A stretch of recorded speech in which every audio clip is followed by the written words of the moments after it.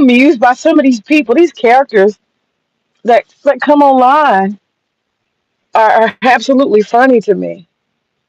These some real characters out here, y'all. These some motherfucking fools. So there's this guy. I don't know. I've never seen him before. I don't know his name, but he just all the time. You could just tell it's an act. It's a repeated refrain. It's a continuous conversation that he has about blacks. And he's sitting up there with a.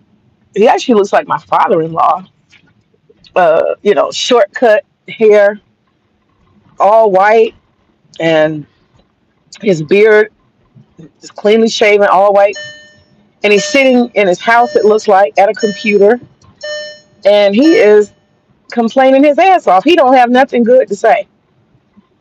And I thought he was strange because it's like he was doing his little spiel. And he was like, the blacks can't even, try to get these blacks to get a liquor store. You can't get blacks to do anything. You can't get them to put no money together to get a liquor store. And these blacks, they don't want to do anything. They don't want to deal with blacks. That's why they don't have any businesses. The blacks. He's a real life Uncle Ruckus. I feel sorry for dude. He sounds so miserable. And he's like, you can tell he old. So he's like, he got more years past him than he does in front of him.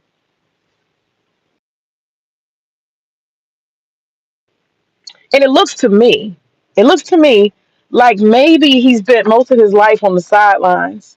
You know, it's like double dutch. You try to, oh, I think I can jump in. I think I can. I want to jump in, but I'm scared. And he's complaining about all these missed opportunities of the blacks.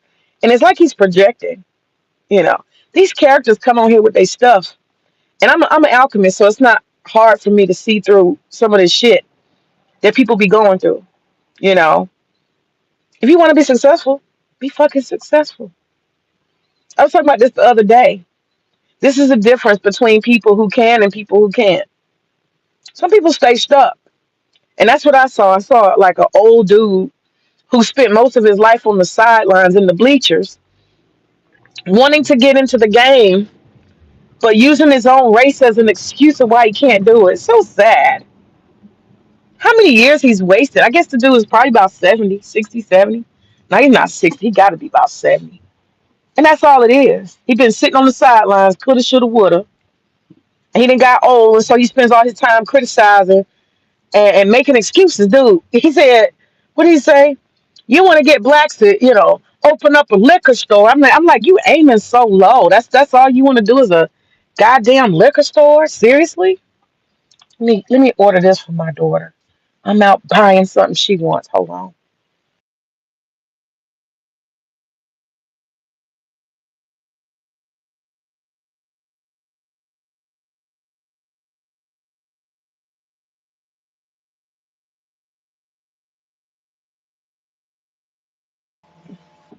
So that's the funny thing. So that's his claim to fame. He's got to get and mobilize other black people, even though he don't believe in black people. He got to mobilize other blacks before he can make a move. He can't open his own liquor store. He got to go find and mobilize. And this is the reason why he can't get things done. Y'all see how crazy people are. Y'all see how people make excuses and tell themselves lies. And I'm just making chats, comment chats in the chat. And Free Zone highlighted my comment. I'm like, dude, just get you some government contracts. Uh huh. Just get you some government contracts. That's an easier way to get things done. You don't have to have all this necessarily startup money, depending on what you do. And one thing about government contracts is once you get them, and it's not hard to keep them. You pretty much get called back. Now I don't have any federal. I never had that. I've had a couple of military, not a lot, and I've had municipal contracts and state level contracts, and they're not hard to get. And that's the first thing that was said. Oh, those are hard to, you know, you can't compete with so and so. And I said, see, yeah, you've been sitting on the sidelines, man, and you bitter watching everybody get stuff, and you got all these years behind you, and very few in front of you. You've been sitting in the bleachers, watching people take chances and take risks, and actually get the reward. Can't get this, can't get that. Man, sometimes you got to start out as a subcontractor. I've done that many a time. Start off as a subcontractor, you know, and then I get in there. It's a thousand ways to do stuff. It's called networking. And if you got, it says the thing, when you got nasty, negative ass attitude, nobody networks with you, dude. Cause look how you talk. Man, the blacks can't this and the black. You are not somebody who gets networks. You don't get the benefit of networks. Nobody's gonna introduce you to anybody because your attitude and your mentality is so low. He's worrying about chips. This motherfucker worry about chips and liquor store. Why you aiming so low, nigga? And car washes. I'm like, what? Are you serious? I point out constantly. Thank you so much. Appreciate you. I, I point out constantly all kinds of businesses that I see black people doing. And they not doing stupid shit. They doing respectable shit. We got a black brother who opened, I took y'all to the what you call it? The center where my brother has the bookstore. This black man bought a whole fucking Macy's. He bought a whole fucking Macy's, black man, his wife, right here down the street from me. And he's opening up 4 hotel chains. Not no new shit. He's opening up 4 franchise hotels right there on the spot. New bills. Hotels is money, you know? And the area is a nice area. It's a safe area. Right before you get on, I-20 to get into the perimeter of Atlanta. I know black people opening up hotels. Black people who have 100, 200 employees. I know a lot of millionaires.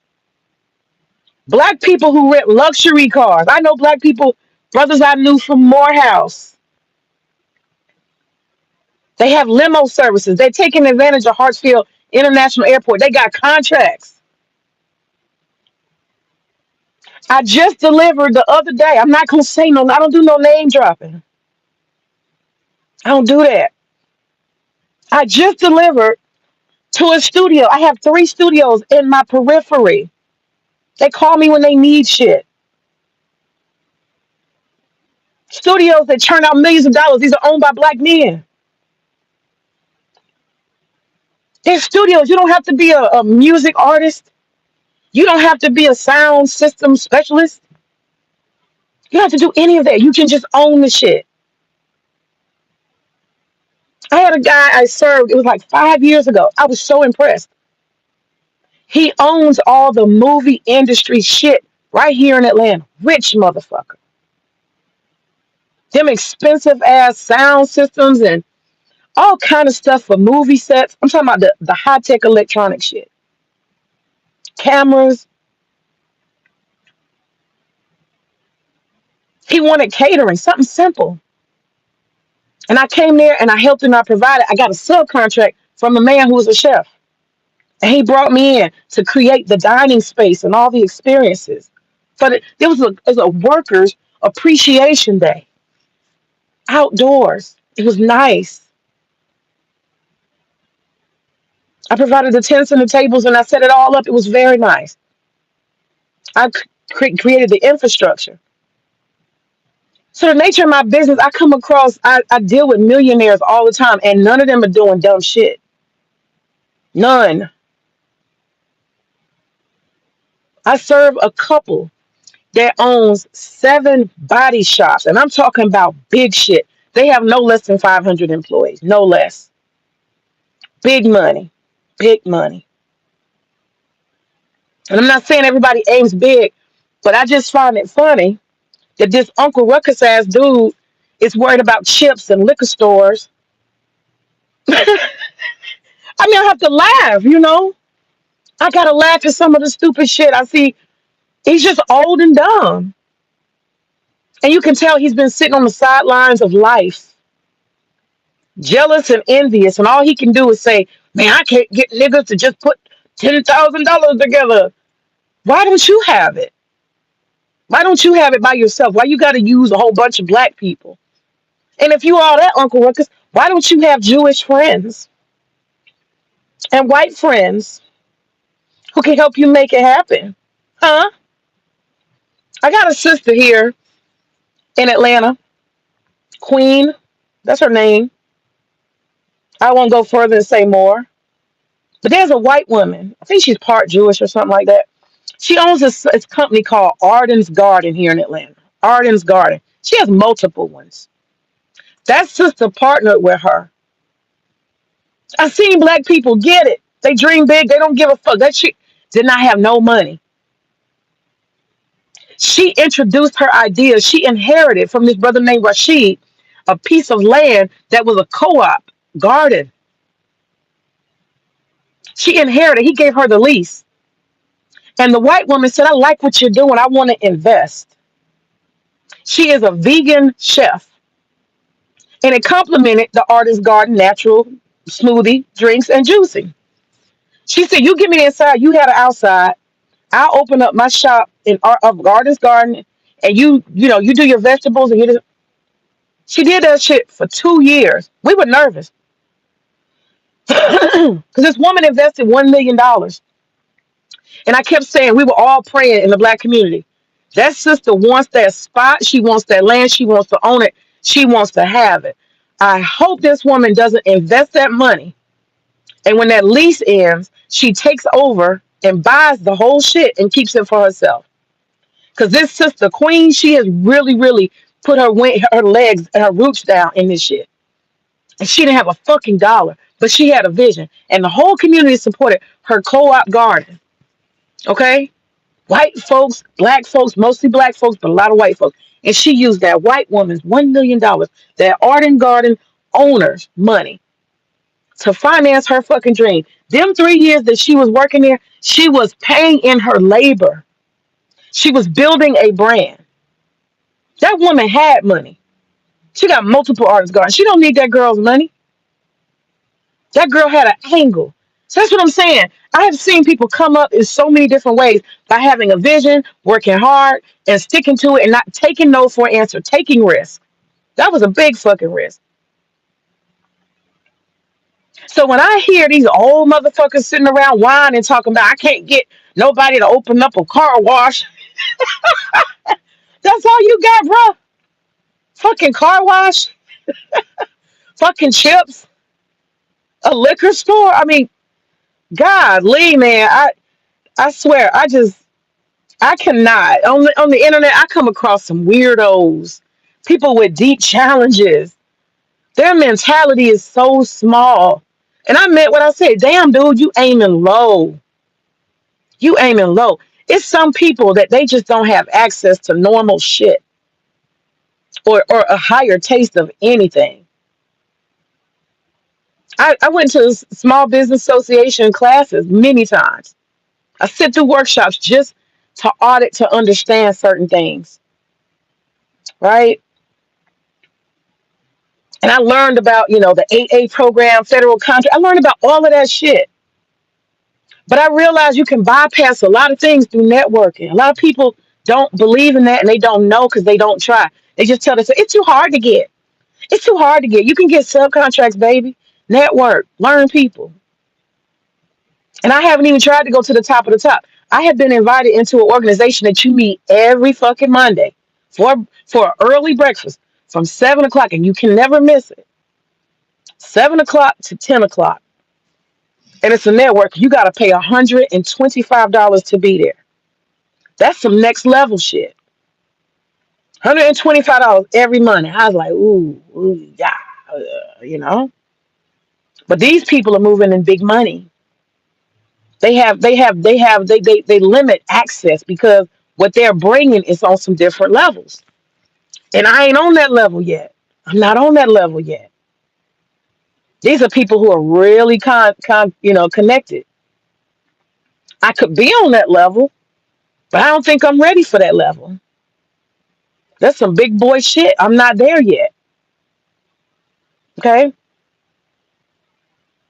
But dude don't know nothing about that. Why are you begging some pole mouth black folks to open up a liquor store or a car wash? Like wow, just wow.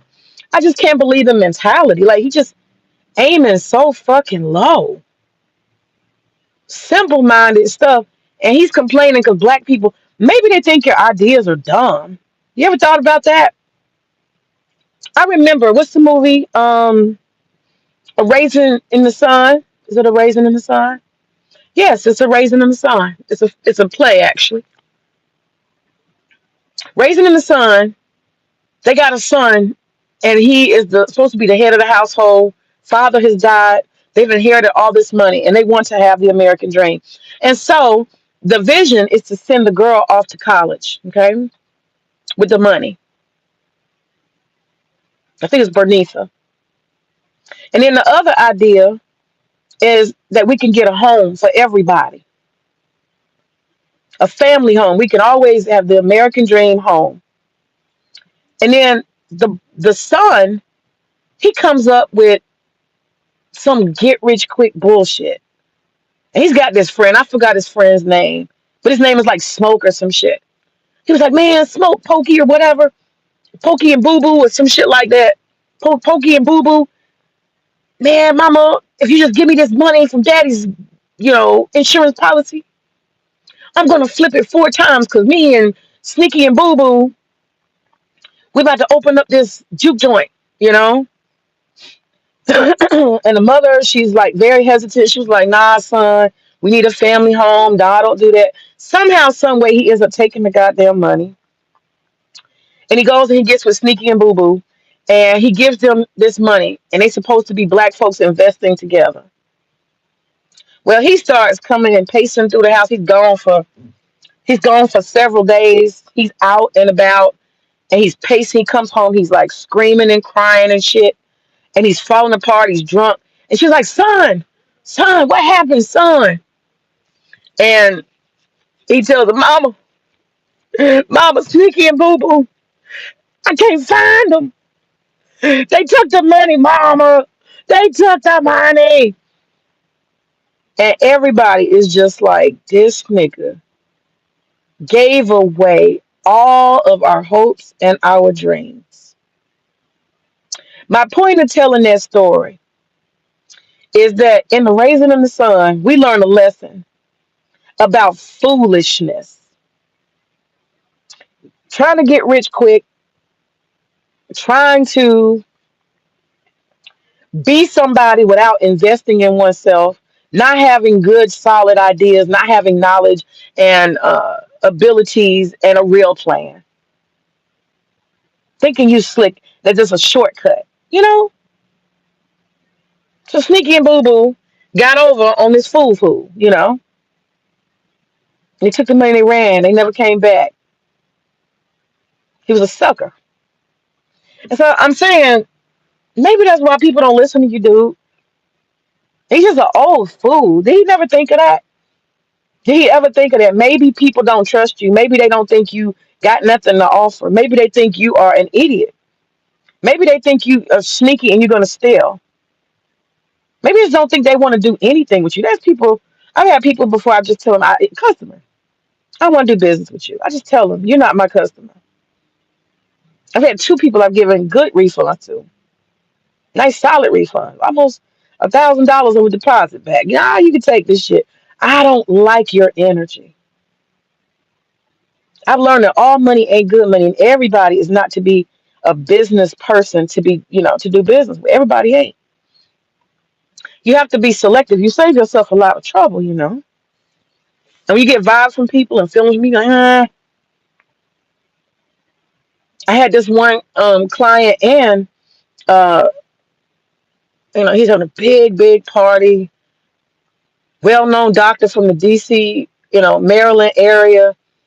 He's flying in. He's flying all these people in. He's the big dog of his family, and the way he's moving and the way he's doing shit, you know, he reminded me of Anton Daniels, actually, the behavior, the level of arrogance.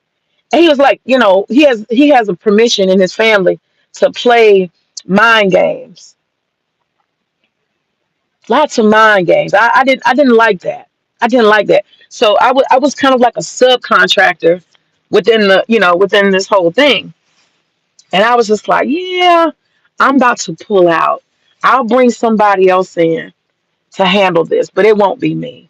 It won't be me. I don't want to do business with him.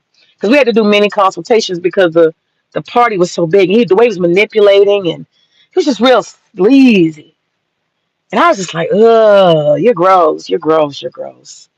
I don't like how you think. I don't like how you talk. I don't like how you move. I don't like it. He's double minded, you know? And I'm one of those people, I document everything. So you can't come back to me and be like, oh no. Because he played mental games with the guy. The guy was supposed to find the venue for him, you know? And he got him a venue. He put the money down. And then he was like, oh no, I didn't want that type of place. Changing his mind and just I have so much money I can just play with people. Nah, motherfucker, nah. I said that before yesterday. I don't I don't move for money like that. You're not gonna take my freedom and my integrity and my decency. You're not gonna take none of that for no fucking money. It's not gonna happen. Not gonna fucking happen. I will turn you and your money down, baby. It's not worth it. It's never worth it. I don't like money like that. You can keep your shit. And that's one of the things he did too. I usually have somebody sign a contract before I begin work. And he kept playing mind games. Oh, I didn't get a chance to sign the contract. And I sit there and talk to him for an hour. Oh, yeah, I'll get to the contract. Never signed the contract. So when I saw he was being shady and weird and acting dumb and, didn't do it really towards me, it was other people. I was like, yeah, we don't even have a contract, matter of fact. That's the kind of person he thinks he's so important he don't have to do regular business. You have to do regular business. Business, it begins with a contract. I got a guy who right now he has a huge, party every year. And he gets the biggest dance floor I have and he orders all this stuff for me. He's kind of, he doesn't mean to, but he's kind of playing a little bit of a mental game. I have told him over and over again, until you put a deposit down, you have not secured your rentals. You have not. And he'll call and leave a message. Yeah, I'm gonna do it. Yeah, I'm gonna, oh, I forgot. I don't, nigga, look. When that date comes, if somebody else wants it, it's gone. I made it crystal clear to him. Business begins with money. And until we do that, we don't have any business. But that's what people do when they got, sometimes people have a little money. They think they can play with you. But I always stick to business principles because I've learned the hard way. I've had several, situations where I realized that if you don't have policies in place, you will get fucked up. Totally fucked up. You have to have your shit in order. When you go to court, you better be in order. You understand? So that old man really just threw me off. I said, wow. And that's what you have to do. You have to judge people, but you have to look at them. You have to say, okay, that's what it looks like when you have more years behind you than in front of you. And you've been scared and making excuses most of your life. And you know that you're not really going to make moves without anybody because you don't have any fucking kahunas. You don't know how to take risks and you're scared, or you got nothing to contribute. You want to ride on somebody else. I've seen that too. I have seen people who are trying to ride on somebody else's skills and resources. That shit, I know what that looks like too. I ran into it. Was it generation? No, he might be a millennial. He's kind of in between millennial. And he's got these dudes they're out here doing it, They got light systems, high tech light systems. The other one is like a group, a collaboration. And you ask him, you're like, okay, you're part of them. The other one does pyrotechnics. He does all kind of crazy, like when the big concerts come, they do all the pyrotechnics. And then the other one is sound. He has big sound, everything. Sound, sound, sound. And one of them has visuals. I can't remember. It's like screens and projections and shit. And holograms. Oh, they do all kind of fancy ass shit for a concert. And one of them, that's the white one. I never met him. He has stages. So it's a collaboration of like six. And this motherfucker is number six. And you're like, what do you do? What exactly do you contribute? All these other motherfuckers got $100,000 plus invested in this collaboration. They got some kind of something, group, entertainment group or something like that. Brilliant young men. All of them of color. One of them's mixed with something. He's like some kind of Indian. And then the white boy, I never met him because the place I came to, they already had a stage. But my point is this: he stood out like a sore thumb. What do you have? What do you contribute? What do you do? Everybody else has got all this high tech stuff. They got trucks they bringing in. He ain't got shit. He ain't got shit. He don't know how to do nothing. And I was just like, why do they keep him around? And he does that Hollywood shit, talking fast and this and oh God. I was done. I was like, oh no, oh no, oh no. I don't want to collaborate with you. Those dudes got shit going on, but I don't really do concerts, so that's not my, forte. But I've seen all kinds of different characters out here. People who can't, you know? So now I have seen what it looks like to me, somebody who is old and bitter and they have not done anything except sit on the sidelines and watch others win and they make excuses after excuses after excuses. This idea that you can't get contracts, Department of Man, right now, y'all know what?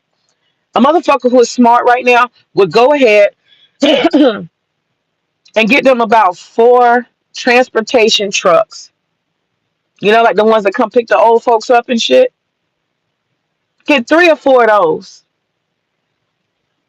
Push them to the DOD. Right now they got so much money. They need to transport motherfuckers. They do. They do. They need to transport people with ice. They need to transport people to and from all kind of places. There's a lot of transporting that's going to be going on, whether it's agents or government or whatever the hell it is. They contract most of this shit out. There's so much money to be made. But you're going to sit on the sideline talking about I can't. Man, come on. Man, come on. They're creating new spaces for people to do things that have never been done before. There are going to be so many buildings that are being leased. All kind of shit. All kind of shit. Shit I can't even think of. Look at what happened with COVID. There's a lot of millionaires that happened out of COVID. They needed test centers. Motherfuckers open up a test center the next day. Fuck that. I saw a lot of black people do that. They opened up testing centers. They was doing that shit 24 hours. They was caking, boy. Caking. He has no vision. Poor old man. Poor old man. Hey, what's up? What's up, Gabe? Poor old man. He can't think for himself. He can't think.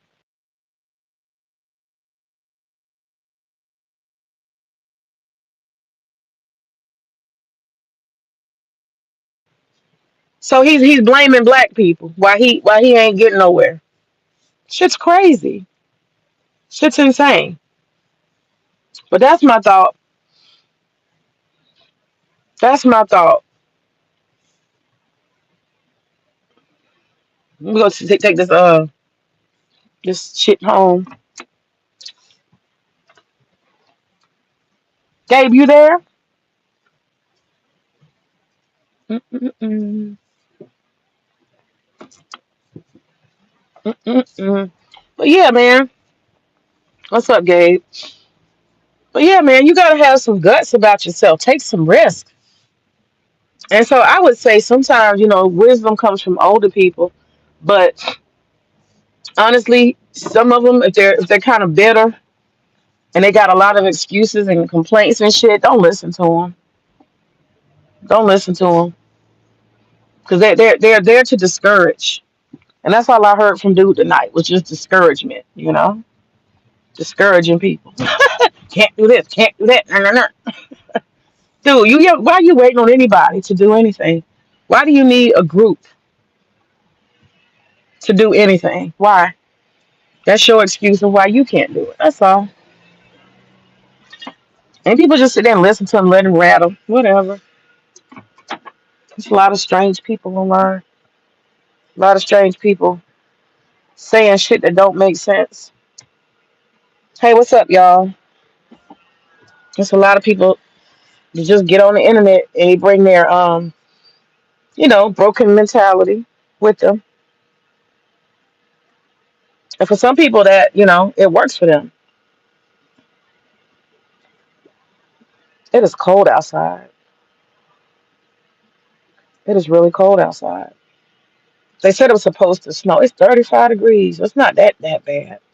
It could be worse. They said it was supposed to snow. But anyway, so yeah, I just thought that was interesting. I wanted to share that thought. I ain't gonna stay on here long. All right, I'm in stream. I